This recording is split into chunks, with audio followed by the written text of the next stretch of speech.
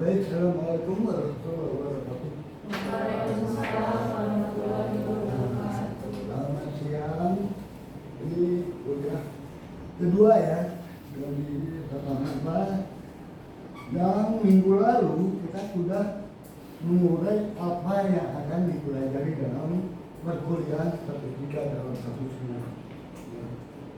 Nah, pada kuliah hari ini kita akan mulai tentang konsep atau dasar teori apa yang disebut dengan statistik. Nah, tentunya sebelum Anda melangkah pada kuliah ini, Anda sudah mengikuti kuliah matematika ekonomi ya. Anda sampai mana Anda mengetahui? Anda tahu nggak yang namanya deskriptif? Paham ya? Nah, artinya ketika Anda akan masuk dalam perkuliahan statistika, seluruh dasar, aljabar, kemudian matrix, nah, itu harus dikuasai. Kenapa? Karena materi itu adalah materi utama yang akan digunakan dalam kuliah. Baik, kali ini kita akan awali dari definisi, kemudian jenis macam statistika ya, kemudian ada relay, aplikasi ya, dan bagaimana tampilan dari cara umum ya, referensi yang akan digunakan. Baik, untuk definisi ya, ini Anda memahami konsep ini dari sebuah kata. Ada yang disebut dengan statistik ya, pengertian dan tentu ini pernah diawali di matematika 2. Gambarannya adalah Anda pernah membuat distribusi frekuensi data, pemahaman data, pembagian data. Nah, ini yang nantinya akan diurut. Secara umum ya, statistik adalah data.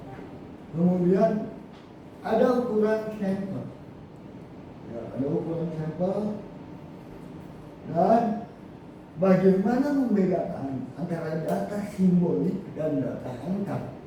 Ada disebut dengan kualitatif dan data kuantitatif.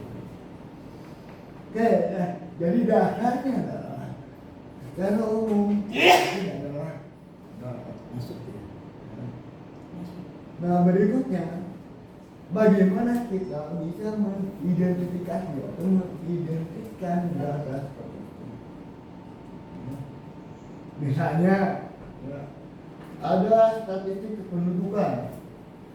Kalau anak ke BPS gitu, ini ada data gender melalui pembagian menurut jenis. Kemudian ada kelompok umur, pekerjaan, agama, dan lain. Nah, inilah yang harus Anda pahami.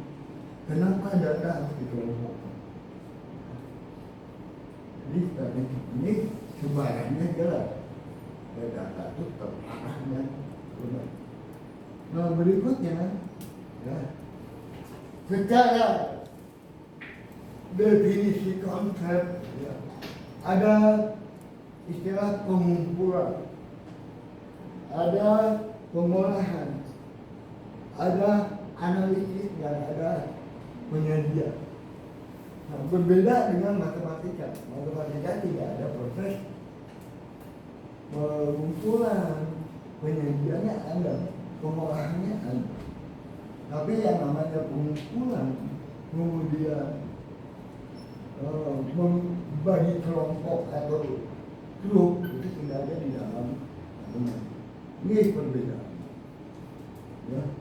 Selanjutnya sebagai ilmu ya, hasil dari pengolahan ini akan menghasilkan sebuah hasil interpretasi. Ada yang tahu apa sih interpretasi? Untuk apa?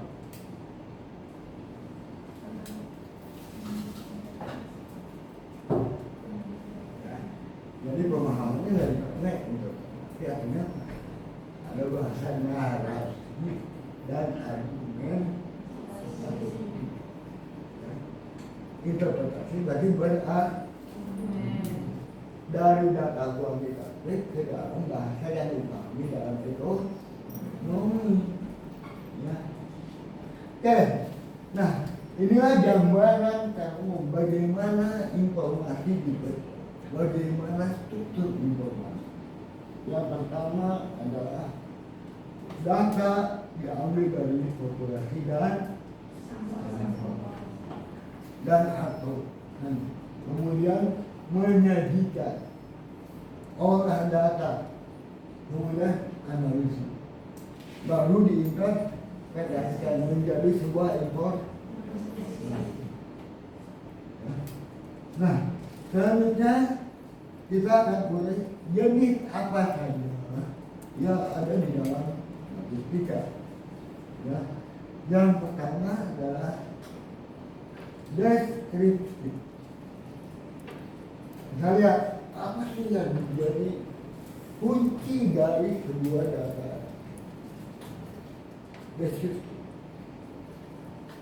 Pemahamannya adalah bagaimana mendeskripsikan atau bagaimana menggambarkan. Berbeda dengan inferensi. Ya. Kalau kita lihat ini, contoh, ya, bagaimana menyajikan data tabulasi. Tahu tabulasi? Apa tabulasi? Ambil data, kemudian grafik, kemudian diagram. Diagram ini ada beberapa macam, ya, banyak macam diagram. Nah, yang berikutnya adalah contoh penggunaan. Coba Anda perhatikan.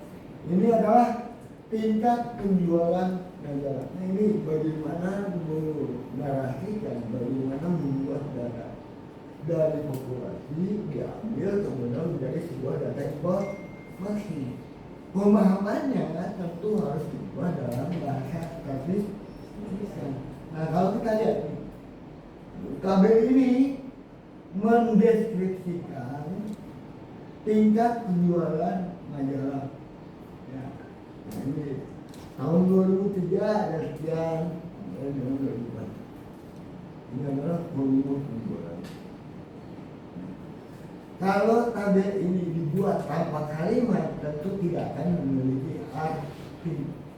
Ya. Tapi dengan begini dibuat sebuah tabulasi data, maka setiap orang melihat data ini, tentunya dia akan paham apa maksud dari informasi yang disampaikan.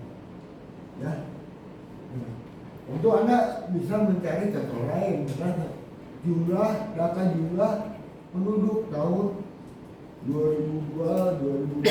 Ini kan jumlah data penduduk miskin misalnya, ya. Nah, seperti itu.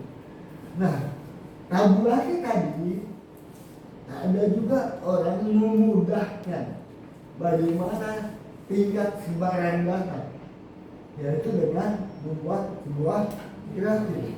Kalau tabel tadi mungkin ada yang tidak paham. Kalau datanya hanya 3 mungkin nggak ada.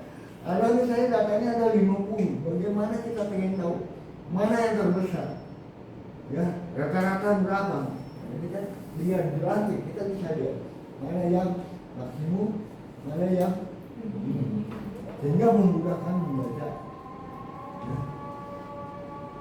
Oke, berikutnya adalah setelah Anda paham deskriptif masuk ke inferensi. Ya, apa yang diolah di inferensi? Di awal tadi dikatakan inferensi adalah angka kuantitatif. Ya, apa yang disebut dengan inferensi? Ada istilah induktif. Ini penting. Apa sih induktif? Kan ada deduktif, ada apa induktif? Ada apa? Induktif artinya ditarik secara general. Di mana? Di awal, bukan di akhir. Nah, berikutnya dalam statistika selain inferensial dan deskriptif, ini ada dua kelompok. Nah, ada klasifikasi data parametrik dan non parametrik. Parametrik artinya data yang berhubungan dengan parameter, ya, parameter. Jadi kalau non parametrik, non parametrik. Kita lihat apa yang menjadi data non parametrik. Yang pertama adalah tidak mempertimbangkan parameter populasi. Ya, makanya disebut non parametrik. Kemudian normalitas sebarang data. Ini tidak menunjukkan secara baik. Kemudian skala kumpulannya nominal atau ordinal. Nah, ini di awal kita sudah bahas apa sih nominal, ada ordinal. Ya. Dua kelompok ini adalah data yang termasuk dalam non parametrik. Oke, ada beberapa metode. Ya, tentunya ini akan dibahas di dalam kuliah lanjutan statistika ekonomi 2. Ya. Nah, kemudian statistik parametrik ini tadi di awal dikatakan adalah parameter. Nah, kalau tadi non parametrik, nominal dan ordinal. Katanya, kalau parametrik berarti apa datanya? Interval dan rasio. Ya, itu. Ya. Jadi dua inilah yang masuk klasifikasi data dalam model parametrik. Nah, ini contoh ya, ada dua kemungkinan, ya, dua kemungkinan parameternya. Nah, bagaimana jika bersifat heterogen dan bagaimana kalau dia homogen. Nah, saya tidak usah jelaskan lagi, Anda sudah bisa membacanya dengan baik. Ini contoh. Nah, berikutnya, bagaimana kalau datanya interval? Nah, di sini nggak ada analisis regresi. Kemudian ada uji T atau uji parsial. Kemudian kalau ujian uji simultan. Ya. Walaupun ini tidak dipelajari dalam kuliah yang sekarang, ini akan dipelajari nanti pada saat kuliah statistik ekonomi lanjut. Oke, ini contoh ya.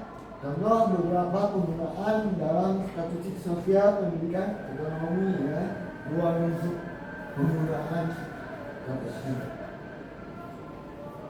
Nah, aplikasi yang dipakai di dalam statistika misalnya ada kegunaan dalam produksi.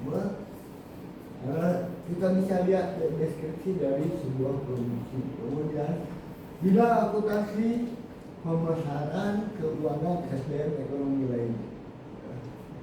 Nah, selanjutnya contoh kalau Anda menjadi seorang akuntan, ini adalah bagaimana? Kalau Anda menjadi seorang finance atau keuangan, ya, kemudian bagaimana kalau jadi marketing? Ya, ini kan beda. Ketika Anda berbicara seorang marketing dengan seorang keuangan menjelaskan, tentu statistiknya beda, kelompoknya beda. Ya, marketing masih kalah penjualan, targetnya berapa, realisasinya berapa. Ya, beda ketika Anda di keuangan, berapa investasi, berapa laba, ya kan? Nah, itu kita lihat apakah ada peningkatan atau ada. Oke, ini beberapa contoh ya, contoh dari keuangan, ya. Ini ada beberapa contoh dari marketing. Ya, lihat ini. Itu gambaran konsep awal. Ya, gambaran konsep awal tentang apa itu definisi, jenis, ya, kemudian parametrik, klasifikasi parametrik dan non parametrik. Kemudian elemen-elemen yang ada di dalam statistika ada populasi, ada ya. Karena ada cukup paham, ya, sudah cukup paham mengenai data statistika. Ini ada beberapa referensi tabel, ya, tabel referensi seperti apa bentuknya, ya. Kemudian bagaimana ada identifikasi atau identitas, ya. Kemudian kalau misalnya seorang ekonomi pembangunan, nah, data apa dalam ekonomi pembangunan yang dibahas? Ada data time series, ada projection, ada panen, ya. Nah, ini ada tabel namanya silang, ya. Jadi bentuk tabel. Nah, bilang tadi ketika orang membaca tabel orang paham, karena tabel itu punya klasifikasi sendiri. Ketika Anda buat menjadi gambar lebih paham lagi. Kenapa? Karena kita bisa melihat langsung visualisasinya seperti apa. Kalau tabel mungkin ada orang nggak paham ini maksudnya apa, tapi ketika gambar, oh ini tuh, ya.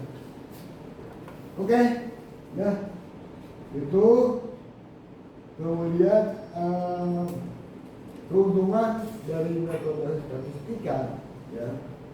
Tentu kalau ada keuntungan ada kerugiannya, ya. Kenapa kita harus paham?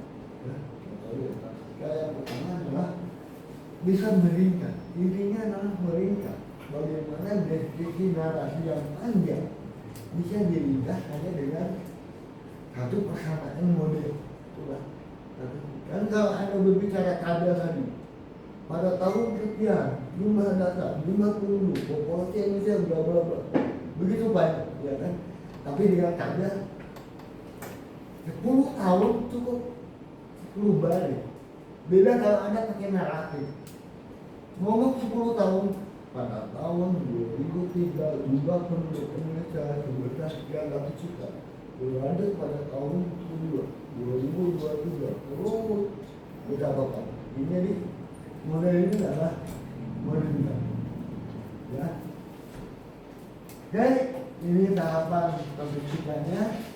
Nah, ada yang ingin ditampilkan nanti setelah Anda memahami konsep ini, tentu akan ada tugas yang harus Anda kerjakan.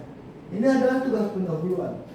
Tapi sebelum ke arah tugas tadi, saya ingin tanya dulu. Ini tahapan. Ada yang mau Anda tanyakan? Ya kan? Oke. Saya oleh izin bertanya. Tadi kan sudah dijelaskan ya Pak, sedikit mengenai deskriptif dan inferensial.